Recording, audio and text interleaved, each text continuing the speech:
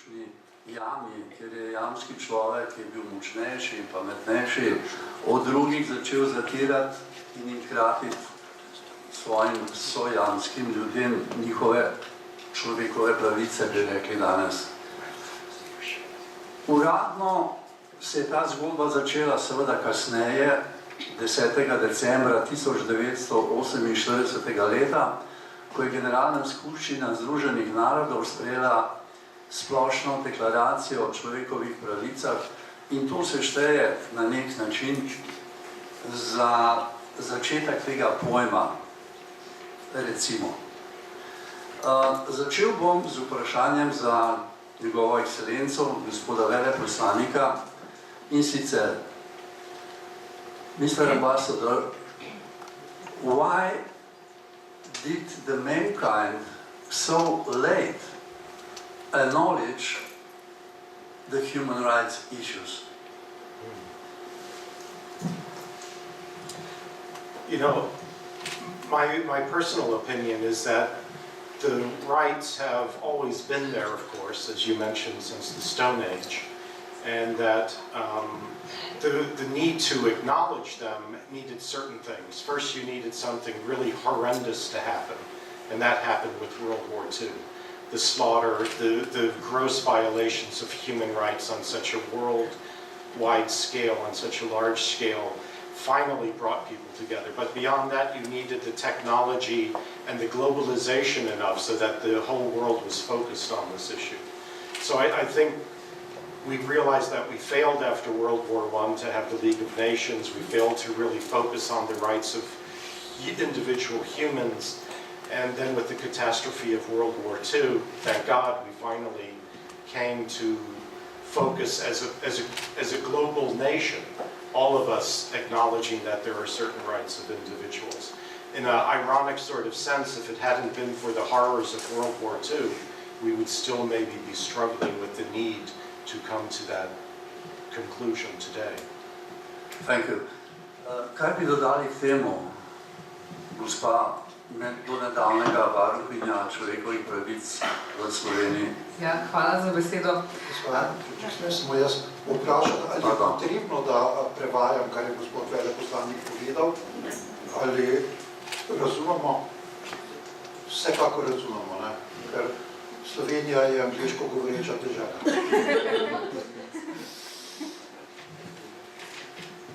Ja, ampak jaz sem lahko govorim slovensko, ne?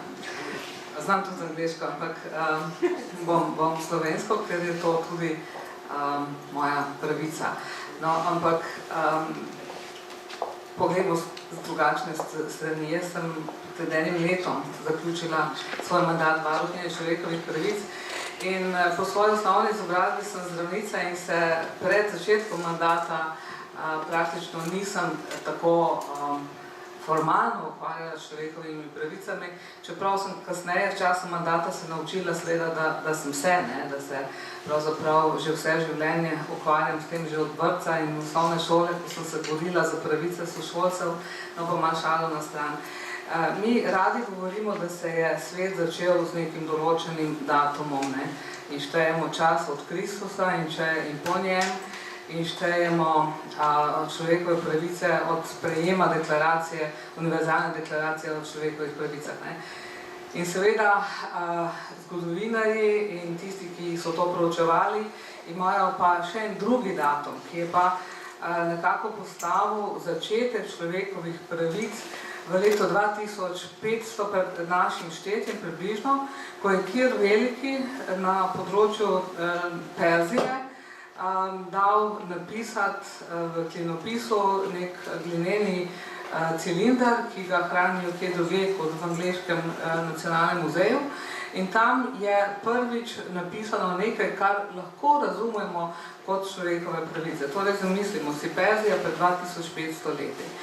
Zakaj so sploh to dali? To sicer pa reče, to je bila propaganda od Šaha Reza Pahlavija, ampak zakaj? Zato, ker človekove pravice naj bi uravnavala, in v tem si je večina ljudi enotnih, odnos med posameznikom in državo. Ne.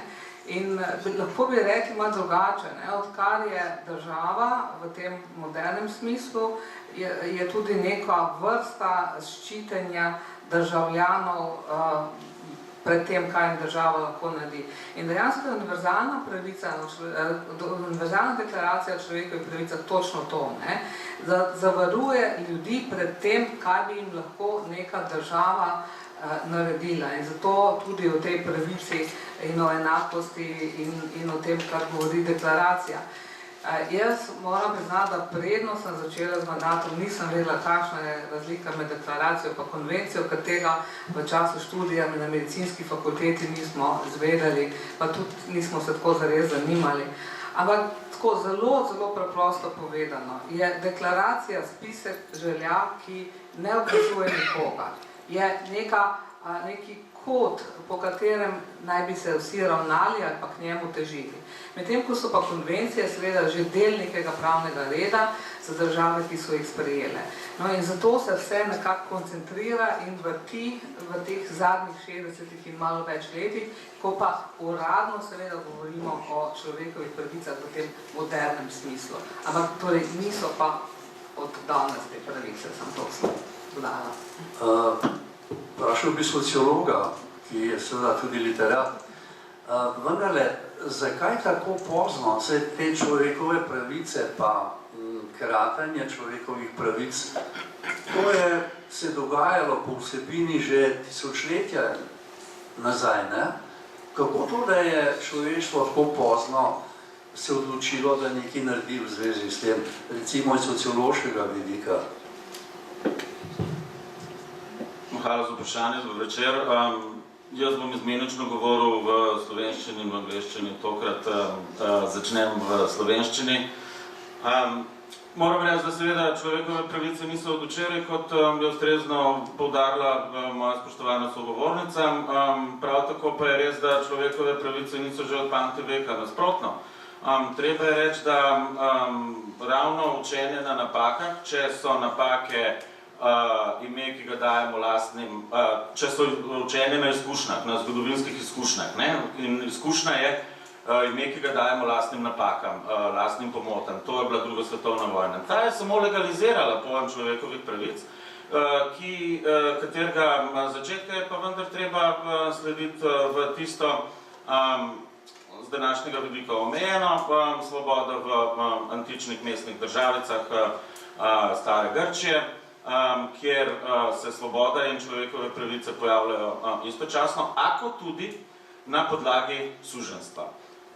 Z Jezusovo revolucionarno gesto, v kateri pravi ni Grka, ni Juda, ni moški, ni ženske, vsi ste Jezusovi otroci, vsi ste Božji otroci, naredi revolucionaren korak naprej, ko se otrese statusnih, profesionalnih, ekonomskih določil posameznika in sprejme v veliko skupnost verujočih, tiste pač, ki verjamejo. Sekularni obrat, posvetni obrat, nastop z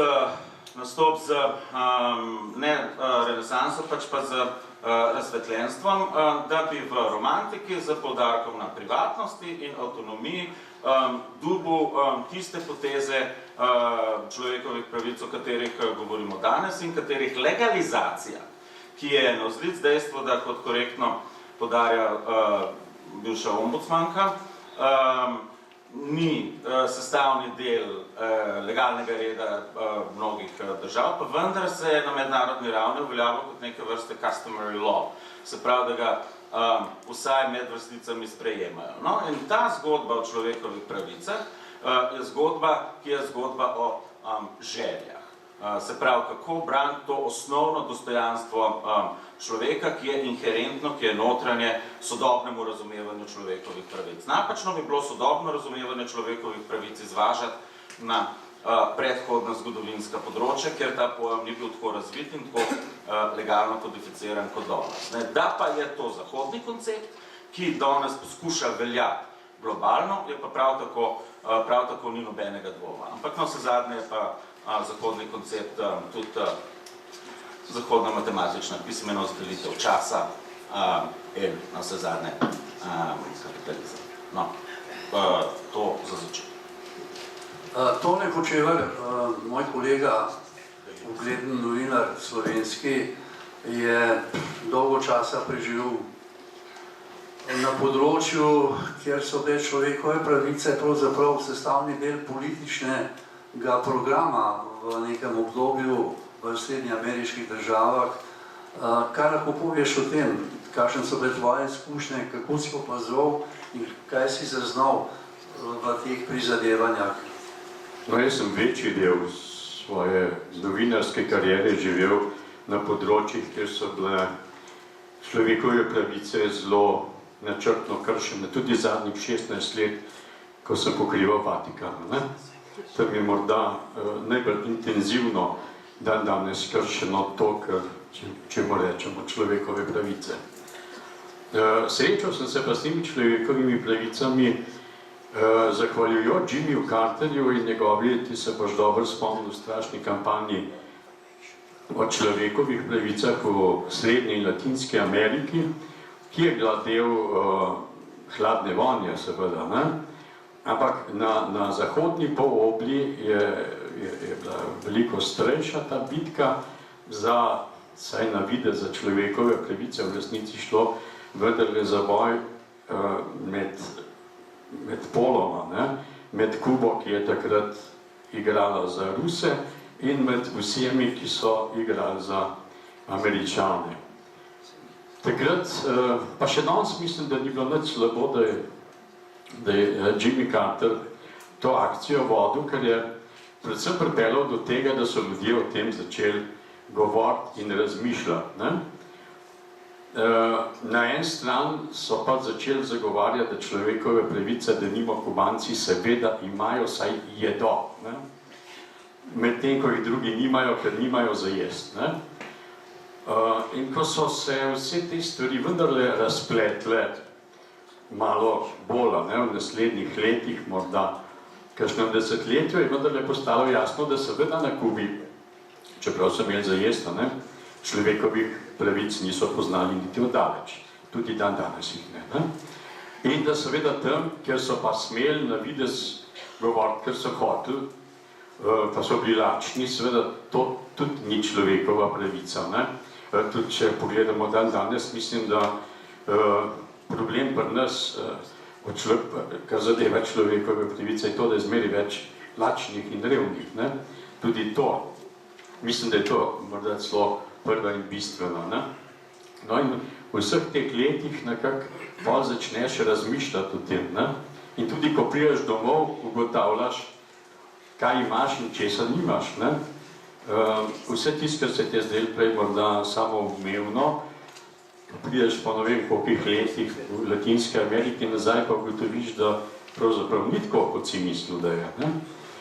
Najbrž moramo o teh človekovih pravicah tudi danes in tukaj tako razmišljati, ne samo o tem, kaj je teoretično in kaj je v konvencijah, ampak o tem, kaj je res, ne. In najbolj, tam sem pa največ časa porabil, da sem to doumel, je bilo pa v Vatikanu, kjer te ljudi spoznaš od blizu, od znotraj. O katerih ljudeh govoriš? Govorimo o ljudem izza obzidja vatikanskega, torej o poklicnih duhovnikih, o poklicnih redovnikih in redovnicah, ki tam delajo in živijo, ne da bi se smeli poročiti, ne da bi smeli imeti svoj normalen ritem, ne da bi se smeli približati deklaraciji o človekovih pravicah, ne. Sej seveda oni pravijo, to je zato, ker je prostovoljno, pa ni res, pol se pogovarjaš, vidiš, da bi te ljudje seveda čisto drugače živeli, ne, in se drugače počutili, če jim tega ne bi vsilili, ne. Zato tudi pol poznaš pol ljudi, ki sem jih poznal pred 2 desetletjema tam, jih poznam še danes, pa niso več del njihove skupnosti, ker so hoteli presekati in je čez ta zid prav zaradi tega, ne. Ampak človekove pravice niso problem vsaj javno in uradno, ne v Vatikanu. Ne, tam se o tem ne pogovarjajo, ampak mi se moramo pogovarjati o realnih človekovih pravicah, ne samo o tem, kar je kje zapisano. Ne? Se tudi pri nas se pogovarjamo o tem, da ni nobene kršitve, pa gremo gospod ombudsmanko vprašati, pa nam bo povedala za 1000 ali pa 10.000 primerov. Hvala, to je zanimivo. Naslednjo možno vprašanje je definicija teh človekovih pravic in s tem v povezavi mogoče dilema, ne vem, ki je nekoč vladala, pa še danes. Namreč terorist ali borec za svobodo. To je bilo zlasti v času afriške pomladi narodov v 60-ih, 70-ih letih prejšnjega stoletja. Dosti pomembno vprašanje, ker so tiste, ki so se, pa kasneje v Palestini tudi, prizadevali za neodvisnost, svobodo neke države, nacije, razglasili za teroriste. Nočem reči, da je to povsem enakovredno temu, ker si ti zdaj pripovedoval, da se v Vatikanu, pa seveda tudi kje druge dogaja, ampak vendar, obstojajo različna tolmačenja zlorabe človekovih pravic. In that's a question for you, Mr. Ambassador. Are there different definitions of human rights, especially human rights violations? When it comes to the difference between freedom fighters and terrorists. Compared to? Yeah, I think part of the problem with this dichotomy is that governments, including my own government, sometimes are not very rigid and disciplined in how they define what a terrorist is. Too often, what governments define as terrorists are simply those who oppose them in a violent way. And that's too vague and too broad a term to really make a clear distinction between terrorists and freedom fighters. I think it's simpler and more complex at the same time. The word terror itself, in the word, if we have to look at the intent. If the intent of the freedom fighter is to create terror, if the intent of the freedom fighter is to kill civilians, not that the civilians are accidentally killed, but that is the pure intent, is to kill civilians in order to create an atmosphere of terror, then that's a terrorist, whether it's an individual or a group or a government. One could argue that in World War II, the bombing of Dresden or the bombing of Hiroshima could be argued to be acts of terrorism, and that it was focused directly on civilian populations just to break the morale of the enemy. In that sense, I think that you get a better clarity that if the point of the attack is just to create terror, then they are terrorists. If the point is not to kill civilians, but to kill soldiers or to somehow undermine a government, then it still may be evil, it still may be bad, but I think it is not, you need a clearer, more defined definition of terror, and I think that's what it is. Was that prevedli? Oh, I'm sorry, should I? Na kratko, terorizem je povezan s besedo teror, se pravi strahovati, ne vojake, se pravi civiliste, in če je pot borbe za svobodo taka, da nedolžni teroristi, civilisti so žrtve, če je boj, deklariran boj za svobodo takšen, da povzroča množičen strah, potem je to terorizem. Ker borci za svobodo so bolj organizirani, se bojujejo vojaki med seboj, ne pa da povzročajo splošen strah med prebivalstvom. Tu je morda neka mečkana pripombica, ki je izjema, recimo bombardiranje Dresdena na koncu druge svetovne vojne ali bombardiranje Hirošime, ali je to bil terorizem, ker je 100.000 civilistov umrlo. Morda bi se to dalo interpretirati kot da je to bil nek končen sunek strahu za to, da se je vojna končala. Vprašal bi podobno gospod Čebašek Travnik in tudi gospoda Devaljaka. Namreč obstojajo dan današnji, da rečem, huda nasprotja pri tolmačenju človekovih pravic v tem smislu, kot so nekoč ali še danes ponekje obstojajo tolmačenja, kdo je terorist, pa kdo je borec za svobodo, kar sem kot primerjavo izbral. Ja, če dovolite, kolikor je meni poznala slovensko zakonodajo, tega izraza terorist v neki zakonodaji nimamo. Ne? In tako smo naleteli v času mojega mandata na eno težavo, ko smo dobili strani pobudnikov eno prošnjo za pomoč staršem in mladostnikom, ki so jih nekako vključevale ali pa malo nasilno vključevale in zadrževale ekstremistične skupine, ki v Sloveniji delujejo. In tukaj se je policija zelo korektno odzvala in so rekli, da dejansko nimamo pozitivne zakonodaje, s pomočjo katere bi tovrstne dejavnosti prepovedali. Ne?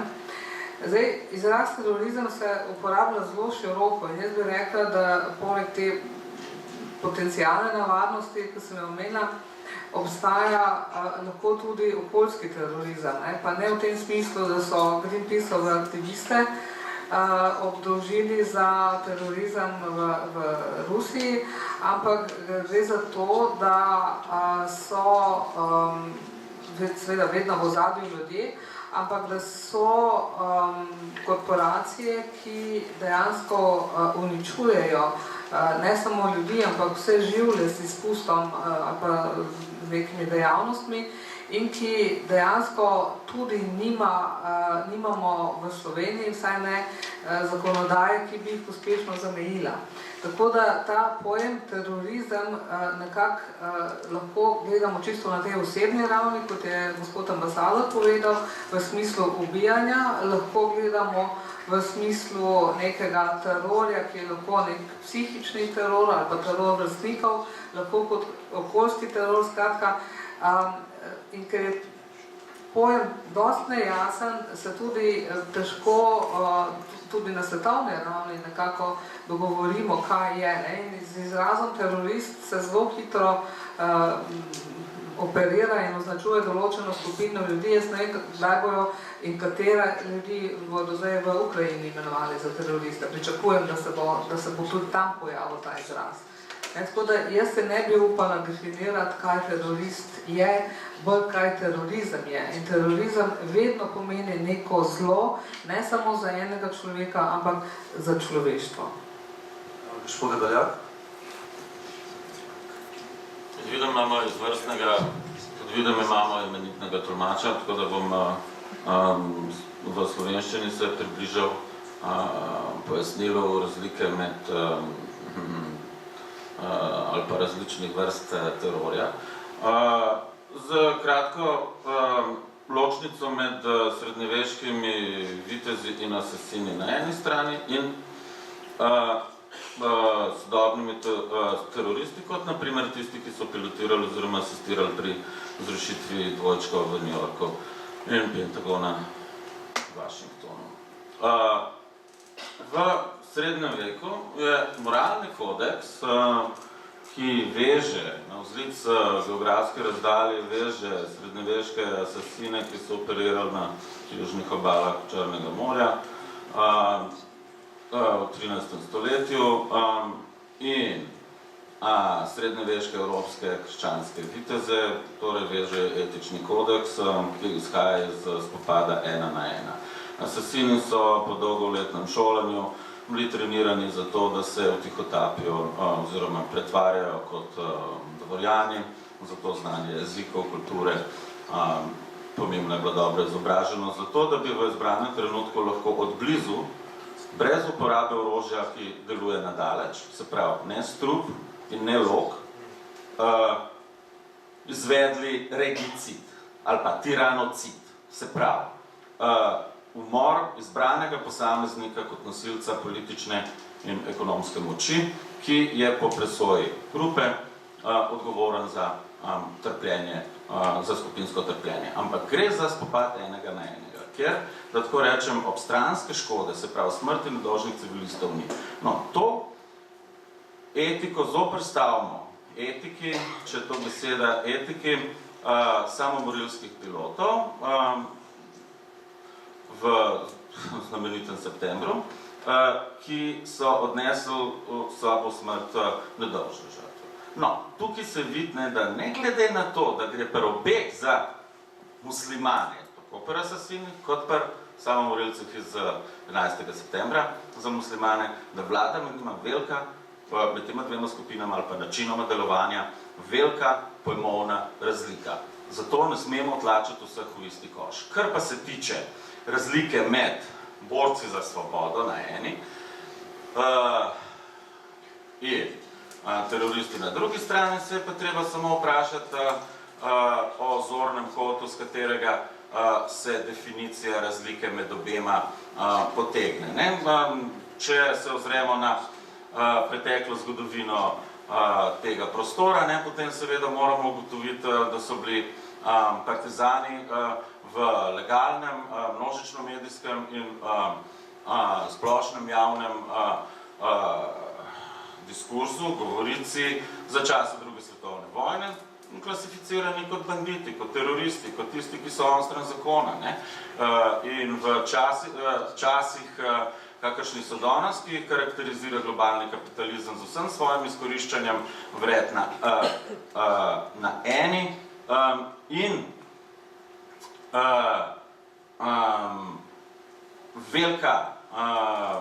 veliki povečujoči se razkorak med tistimi, ki imajo na globalni ravni in tistimi, ki nimajo na globalni ravni, in asimetrična vojna, ker ni več, se pravi, asimetrična vojna v okviru globalnega kapitalizma.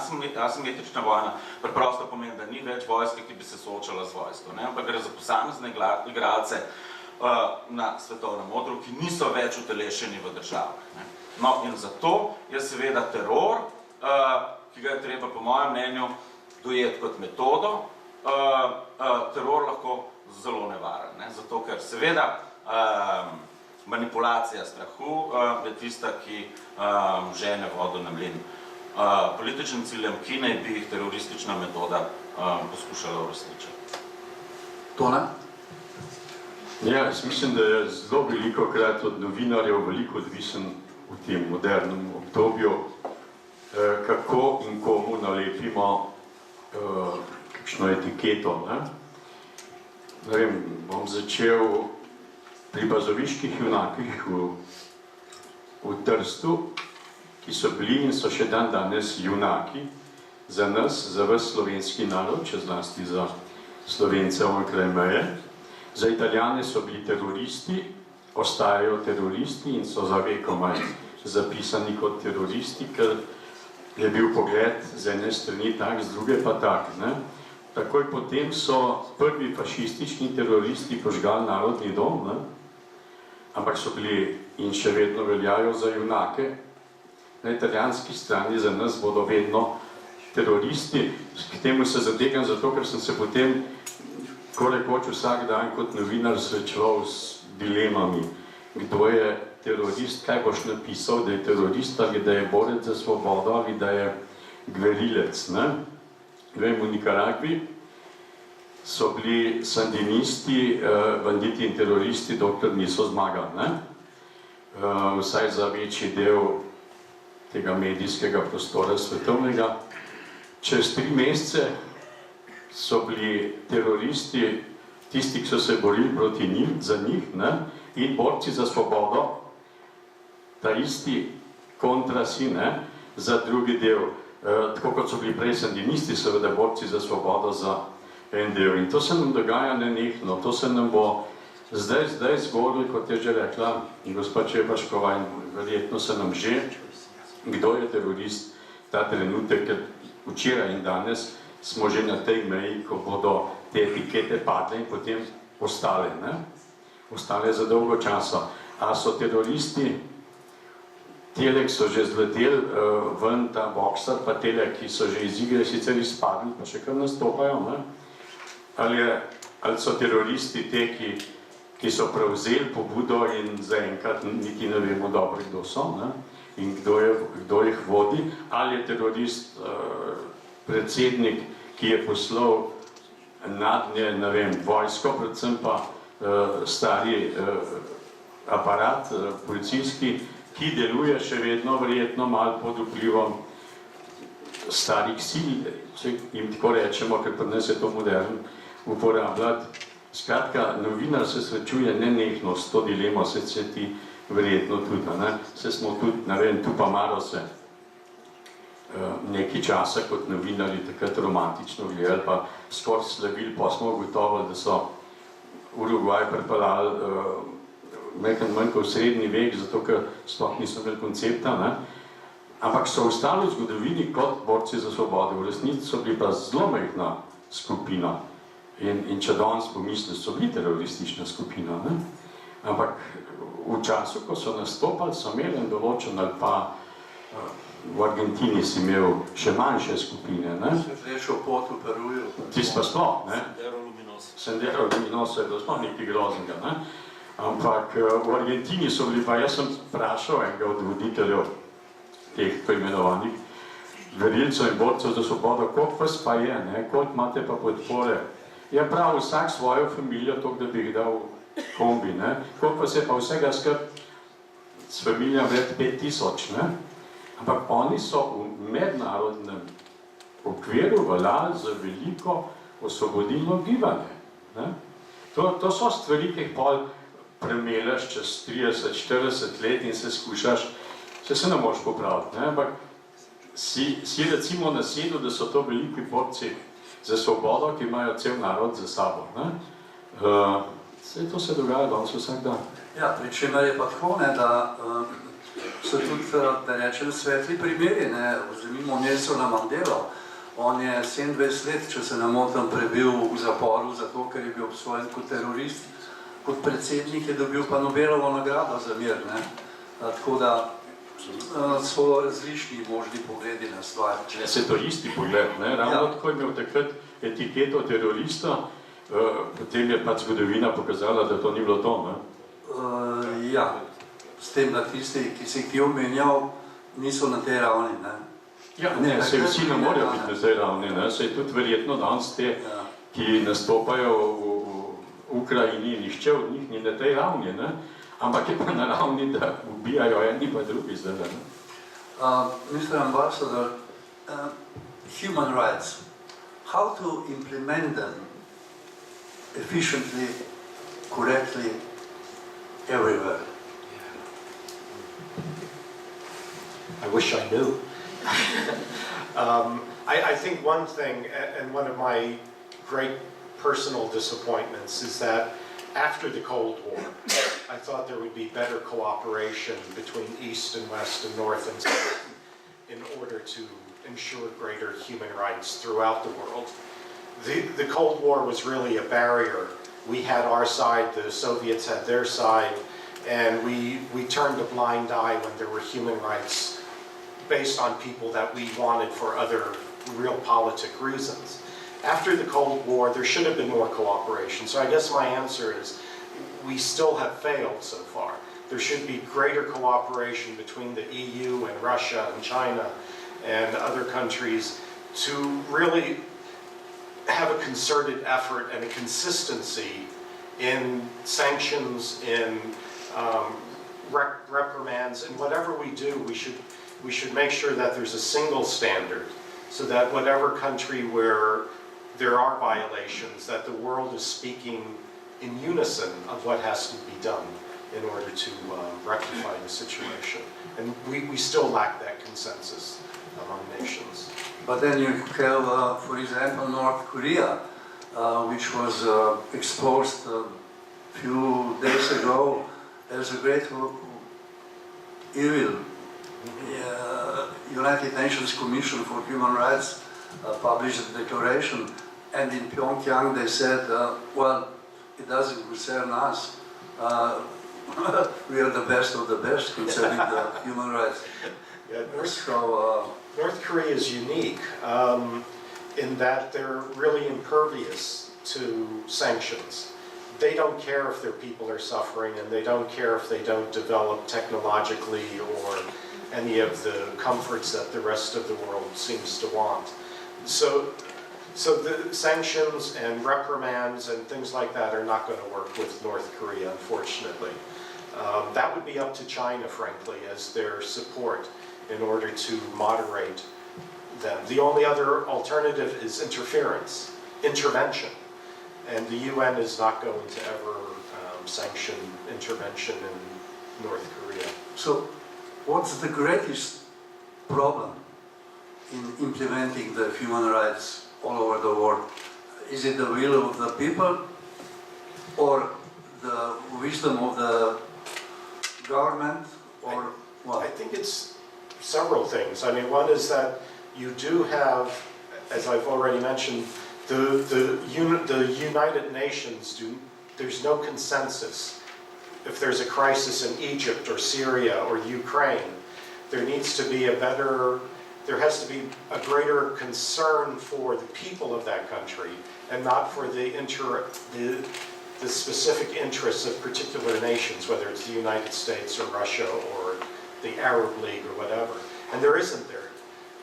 The concern for the people is not always the primary motivation for all the countries of the United Nations, and that's a big problem. The other problem are the governments themselves. You know, if I had to choose one reason why there's so many human rights violations, it isn't that governments are power mad or evil. It's that governments are afraid. And when governments are afraid, they want to control things in a more tight and more aggressive and more violent way. And it's this fear. And when there's demonstrations and there's violence, then that provokes the governments to become even more paranoid. And it makes things go out of hand even more. So the need for consensus, the need for dialogue, the need to avoid violence when you're trying to change your society, I think are key elements to it. Pustimo za trenutek. Moment.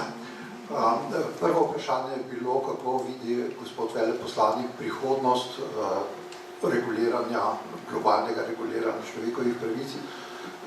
In pravi gospod veleposlanik, da po koncu hladne vojne je bilo zanj veliko presenečenje, da se pravzaprav nekako hladna vojna nadaljuje, da ni neke svetovne želje, da bi se človekove pravice bolj globalno, bolj z enakim vidikom uveljavile. Drugo vprašanje, potem sveži primer Severne Koreje. V očeh gospoda veleposlanika je Severna Koreja nek poseben primer, ki je lahko takšen, kot je zaradi tega, ker ga ščiti Kitajska. Tu verjetno ne bo prišlo do nobene intervencije, ki bi jo legalizirala Organizacija Združenih narodov, zato ker tudi med vodilnimi silami Organizacije Združenih narodov ni enakih pogledov na globalno urejanje človekovih pravic. Hvala. Pa nekaj minut za človekove pravice in svobodo, bolj naprej, torej človekove pravice v Sloveniji. Kako stojimo s tem? Imamo kakšne težave? Kjere so? Izvolite. Ja, svetovne razmere so take, da nasilijo v globalno razmišljanje, ampak to, kar mi občutimo, je pa tukaj. Jaz ne vem, koliko tukaj zbranih je kdaj vzelo v roke ali pa na spletni strani pogledalo poročila Varuha človekovih pravic. Nekako si je tudi delovanje ombudsmanov odrinjeno na stran. Politika se izrazito trudi, da tako ostane. In pa vendar bi pozvala tiste, ki vas zanima, da berete ta poročila. Predvsem uvodi v letna poročila so tisti, ki dajo nek pregled stanja na področju človekovih pravic. In ne moremo govoriti, in to sem ves čas mandata tudi zavračala, da bi krivice ali pa kršitev pravic kakorkoli rangirali, kajti vsak posameznik, ki so mu kršene, je najbolj prizadet, osebno prizadet. Zato je smiselno pogledati, kaj se dogaja na sistemski ravni. In jaz se spomnim, da sem tako leto za letom opozarjala na sistemske kršitve. In ko sem mislim, da je bilo leta 2009, postavila eno retorično vprašanje, ali je Slovenija še pravna in socialna država, sem majčkeno razburkala tudi medije, ne? In ti so nekaj dni, pač, ko je zadeva bila aktualna, iskali odgovore pri vrhu politike v Sloveniji in hoteli so odgovor, ali imam jaz prav. Ne? In spomnim se, da je bil odgovor politike v smislu, da seveda smo in pravna in socialna država, ker tako piše v ustavi. In seveda, ko sem jaz pokazala točno konkretne situacije, da je dejansko pravna država na hudi preizkušnji in da se socialna država ruši, seveda so se zelo potrudili politiki, da so to moje sporočilo utišali. In če pogledam, kaj se je, potem sem seveda naslednje leto govorila spet o sistemski zadevi, kot je vprašanje odgovornosti, vprašanje nadzora. In to še vse predno smo začeli odkrivati te zgodbe, ki jo zdaj vsak večer jih ponujajo po televiziji, koga so odkrili, zakaj so odkrili. Skratka, človekove pravice v Sloveniji so z možnostmi, ki jih vendarle zakon daje varuhu človekovih pravic, da te krivice odkriva, bile razgaljene, ampak odgovora strani politike ni bilo, ampak ga tudi ni bilo strani ljudi, ki jim je to poročilo pravzaprav namenjeno, da ne govorim o tem, da je bilo ob predstavitvi letnega poročila varuha v Državnem zboru tam od 6 do 12 poslancev. Ne. Ko pa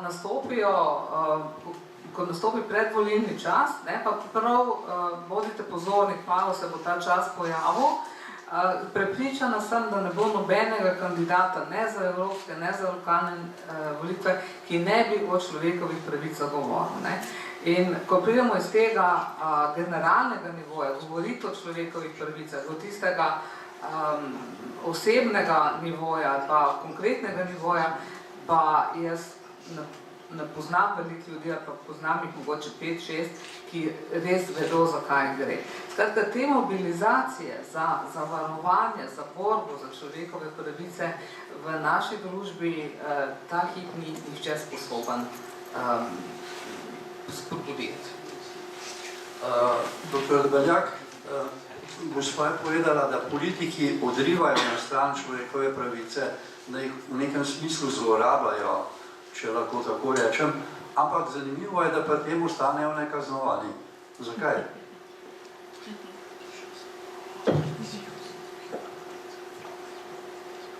Z politiki, ki postanejo glede človekovih pravic govorni samo v predvolilni kampanji, je podobno kot z mičnimi, ličnimi in dičnimi tekmovalkami v bikini, ki tekmujejo za to ali ono titulo lepotice sveta, univerzuma oziroma zgornjega dupleka. Vsi so za svetovni mir.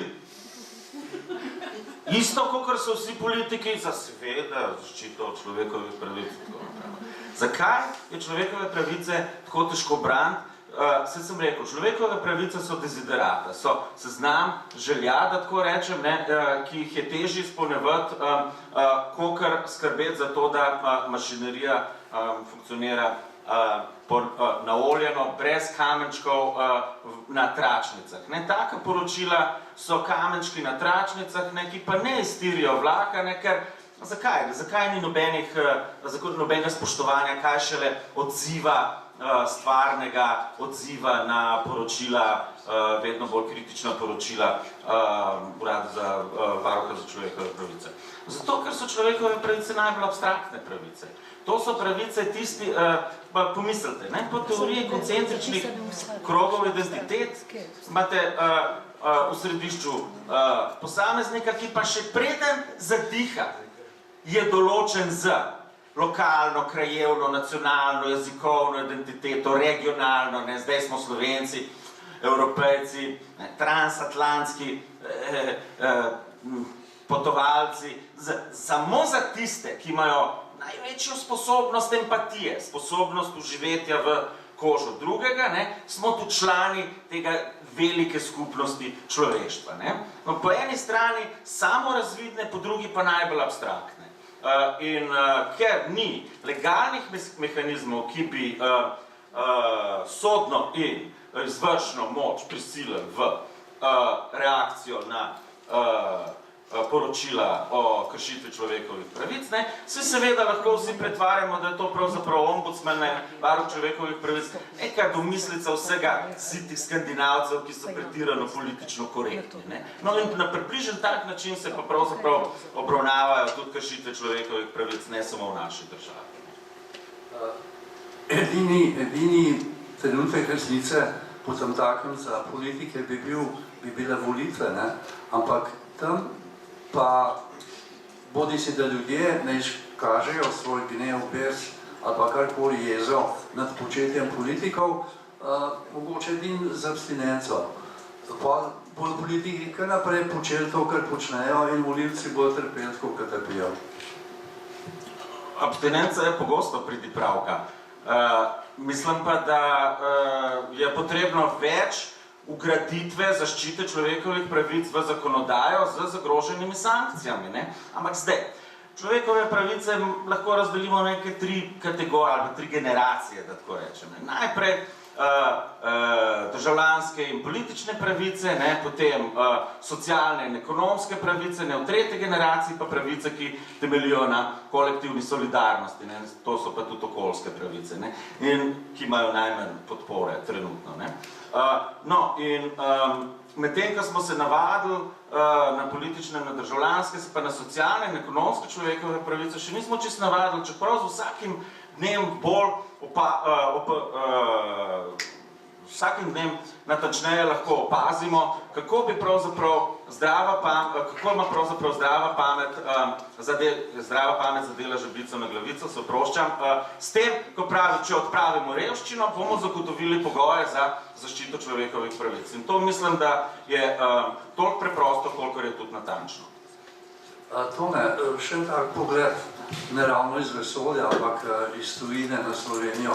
Bil si po svetu, zdaj živiš tukaj. Kaj bi lahko rekel primerjava človekov pravice tam in tukaj? Ja, težko, v vsakem trenutku je lahko malo drugače, ne? Recimo z Vatikanom. Torej, v Sloveniji se bom malo navezal že na besede predhodnikov, ne? Politiki pa človekove pravice. Politiki na koncu, ko se nekako utirijo, postanejo kasta. Čisto vseeno je, katere barve so. Sodijo kasti politikov in oblastnikov, pa enkrat so v opoziciji, enkrat so na oblasti. Jaz sem si to sposodil sicer od italijanskih kolegov, ki so zelo resno in to njih 30 let fajn študirali italijanske politike in na koncu gotovo, da je seveda popolnoma vseeno, ne? A je demokristjan, ali je komunist, ali je socialist, ne? Popolnoma enako je pri koritu, ko je pri koritu tudi te zdaj 5 zvezd, ne? Ki se tako borijo proti vsem kastam, ne? Potem greš pač pobrskat, kakšno imajo plačo, ne? Ja, 15.000 evrov ima plače, ta, ki se bori proti kasti politikov, ne? No, naši so pa, jaz mislim, da zelo podobni in tudi popolnoma vseeno se mi zdi. Vsak dan bolj... Slabšo plačan, ampak to zato, ker ne morajo biti več, ker ni denarja, ne? Oni imajo veliko denarja, v Italiji imajo veliko denarja zato, ker so bili nekoč bogata država. Nekoč so Američani lepo gojili in plačevali krščansko demokracijo in deloma tudi komuniste zato, da so imeli opozicijo, pa da so se igrali okrog zgodovinskega kompromisa, ne? Hkrati so pa še Rusi pošiljali denar, ne? Danes pa tega ni več, ne? In danes gre ljudem zelo v nos dejstvo, da politiki toliko zaslužijo. Nam bi šlo tudi, ne? Če bi naši toliko zaslužili, že zdaj nam gre, ne? Ampak zelo podobno pa je, ne? Kasta je kasta. V Vatikanu, ja, Vatikan je zelo zanimiv, ker je vsaj malo škečljivo, ker se ne ve, ker ne sodijo v isto igro, ne sodijo pod iste zakone, če ravno sodijo, pa hkrati ne sodijo, ne? V bistvu imajo italijanske zakone, ki jih pa ne spoštujejo, kadar jim ne pridejo prav, ne? Tam se je začela čistka, tam je en pozitiven trend, prav gotovo ta trenutek, če ga bojo sparali, ne vem, zelo dvomom, da ga bojo do konca, ker jastrebi čakajo za vogalom, da se bojo tegale gospoda Italijana iz Argentine znebili prej slej, ne, pa bojo šli nazaj na stare tirnice, ne. In se ne more, tudi ta papež ne more zdaj se boriti za človekove pravice, če mora pa prvo čistko narediti noter zaradi finančnih transakcij tako hudih, da si jih še mi ne predstavljamo, ne, in zaradi vsega drugega. Prav, še nekaj minut za eno posebnost, ki pa vendarle sodi v današnjo diskusijo. Mr. Ambassador, Black History Month, why and why not red? Maybe because there's just more blacks than reds left. Can you take the mic, please? More seriously. I think it's important to have this month, not just for the African Americans of Can you America. explain a little, in a few sentences, what's it about? It's a month commemorating all that the 400-year struggle for freedom from slavery and emancipation, and finally to having equal rights. The point of it is to remind people, because once the struggle is over, or once the worst part of the struggle is over, people tend to get lax and lazy and forget all the terrible things and all the tough battles that went on in the past. So this month, in America at least, we try to remember all the things that were done wrong and all the heroes and all the people who struggled to make things better. I think it's important not just for the black community, but for Americans in general, because it shows how things can improve if you're determined enough and if you have enough discipline and enough courage. It takes a long time, but over time, things did improve for the African Americans, and frankly for all minorities in America.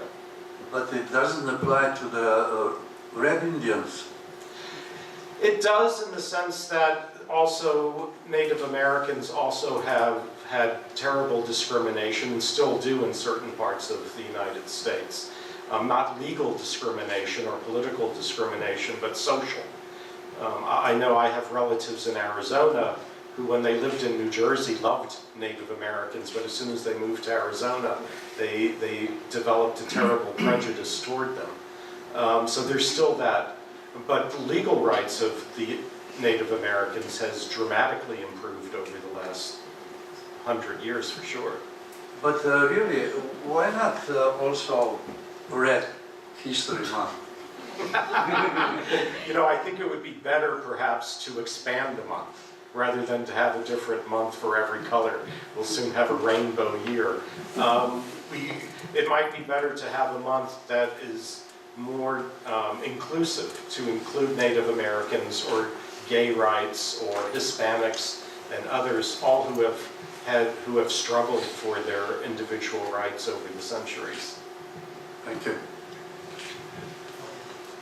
Gospod Čuček je vprašal, zakaj imajo v Ameriki črni mesec, ne pa rdečega meseca. No, gospod ambasador, pravite, zato ker je črnih več kot rdečih v Združenih državah. Komemorativne dogodki v črnem mesecu so zato, da spominjajo Američane na 400 let dogajanja od začetka suženjstva do konca suženjstva, vendar še vedno segregacije, vseh naporov do tega, da postanejo črni državljani Združenih držav enakopravni, in to je še vedno proces, ki traja. Ponovno vprašanje, zakaj pa ne rdeči mesec za domorodce, indijance, rdeče prebivalce Združenih držav, pa pravi gospod ambasador, da bi lahko črni mesec podaljšali, da ne bi bilo potem treba upeljati še kakšnih drugih barv mesecev in bi imeli potem mavrično leto, tako da seveda velja to obujanje spomina za boj za pravice domorodcev raztegniti, tako iz črnega mesta. Dal je tudi primer svojih sorodnikov, ki so se preselili iz New Jerseyja v Arizono, v bližino domorodskih naselij, in so postali zelo ekstremistični, kar prej zdaleč niso bili. Je pa seveda tudi res, da so za prebivalstvo domorodce, se pravi rdečega porekla, kot pravimo, storile ZDA za njihovo uživitev v družbo skozi zgodovino zadnjih 100 let značno več kot za črno prebivalstvo.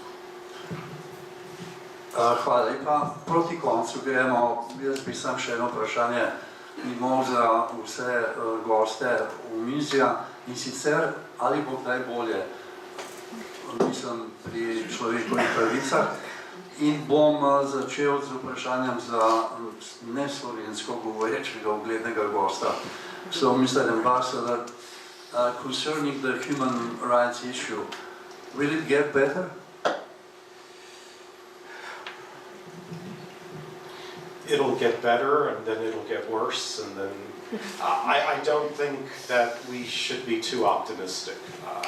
I fear that for as long as there's people and there's governments, there'll be violations, and there'll be the need to be vigilant and to fight against those who are violating their human rights. I think with better technology, it's wonderful that modern technology makes it harder to hide human rights violations. When you think that, for example, in 1981, when the president of Syria killed 10,000 people in the city of Hama, nobody noticed or cared because there was no CNN, there were no video cameras, there was no internet. Nowadays, at least when violations, gross violations occur, the whole world knows about it. So that gives me some hope that in the future there'll be fewer violations. But I really don't think we'll ever get to that sort of paradise where we really have no violations, because governments are afraid, and whenever governments are afraid, violations occur. In my own history of America, the American history is very clear on that. Whenever we're under stress or in danger, we react in a way that violates human rights, whether it's the Espionage Act of World War I, or the suspending of habeas corpus during the Civil War, or the relocation of Japanese Americans during World War II, or more recently Guantanamo. When there's fear, and all governments fear, they tend to react in ways that violate rights. Thank you. Vprašanje je, kako s človeškimi pravicami v prihodnje. In gospod ambasador pravi, da bo bolje in tudi slabše. On bi želel, da bi bilo boljše, vendar tako objektivno, če gleda za prihodnost, je to zelo težko doseči. Dal je nekaj primerov iz zgodovine, iz civilne vojne, potem tudi med drugo svetovno vojno, ko so zapirali japonske državljane Združenih držav v taborišča, to, kar se dogaja še v Guantanamo za primer. Optimizmom ga navdaja razvoj informacijske tehnologije, ker skozi zgodovino so se kršile človekove pravice, masovno pobijanje ljudi na 10.000, pa nihče to ni vedel. Sedaj pa, ko se bo lahko prenašalo direktno s prizorišča, kaj se dogaja pri kršitvi človekovih pravic, se mu zdi, da je to neka pot k zmanjševanju teh kršitev, tako da je za, mislim, daljno prihodnost optimist. Hvala, prosim za odgovore na to zadnje vprašanje.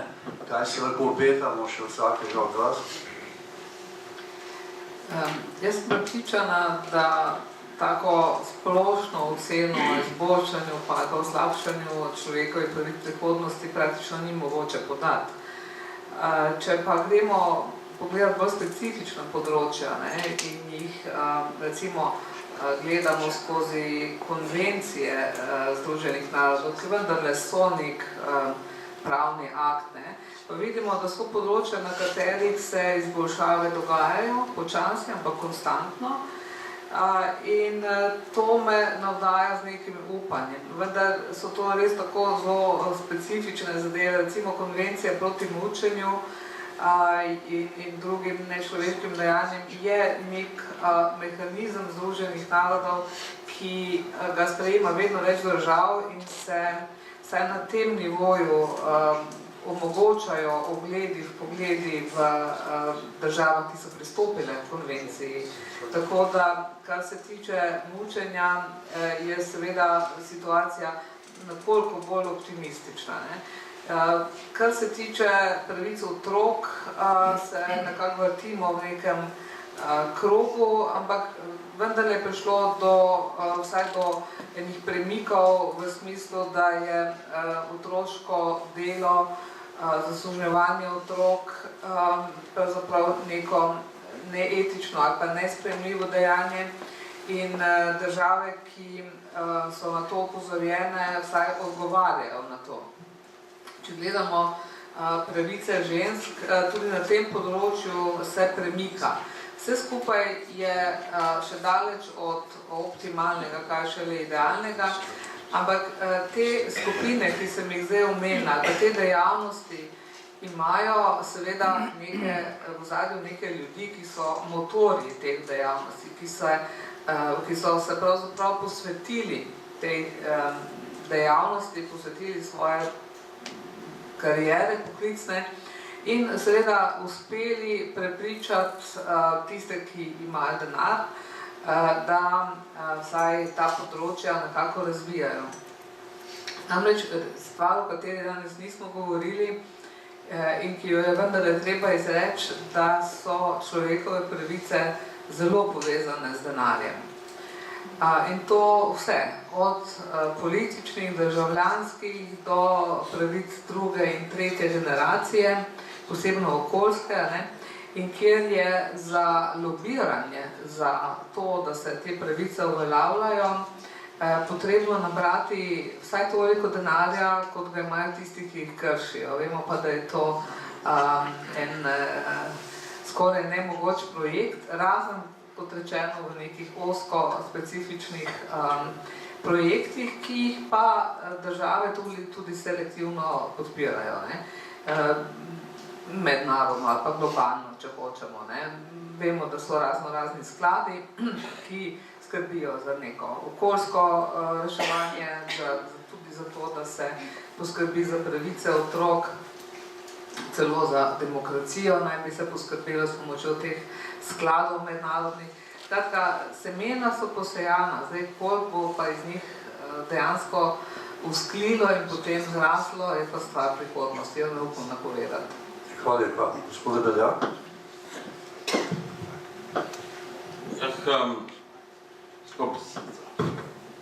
Pesimist je optimist, ki ima informacije. In jasno, da se zlahka pridružiti pesimističnemu taboru. Moram pa reči, da v nasprotju z mojim melankoličnim značajem vendarle apeliram na to, da se zavedamo dejstva, kako je kratka zgodovina človekovih pravic pravzaprav že sama pokazatelj tega, da se razumevanje in spoštovanje tega, kar danes imenujemo človekove pravice, lahko in mora širiti. In z tega vidika srčno upam, ne samo da si želim, ampak upam, da bo ta pasivna vednost o človekovih pravicah, ki se širi, lahko transformirana v reflektirano vednost, ki je podlaga za dejanja.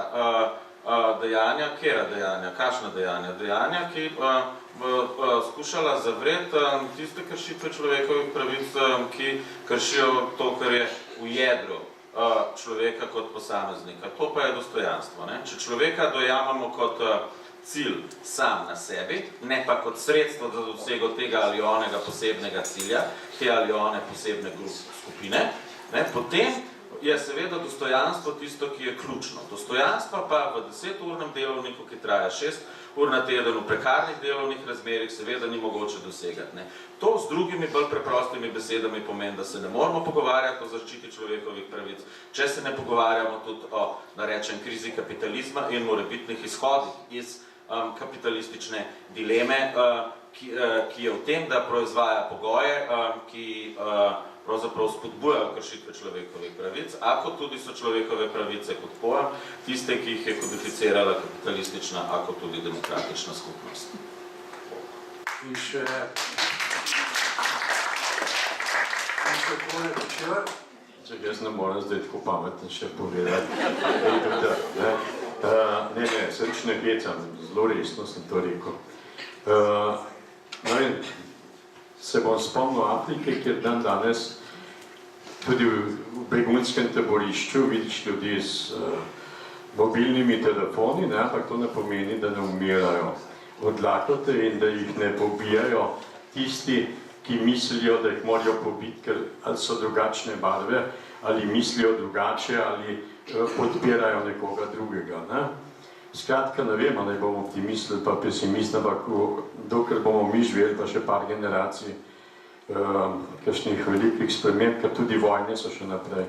Hkrati se pa strinja, da je zelo pomembno že to, da se o človekovih pravicah vsaj pogovarjamo, torej zavest vendarle je in to je pomembno. Hvala Tone, hvala vsem udeležencem te okrogle mize, hvala vam za vaše zanimanje. Okrogla miza je končana. Nasvidenje.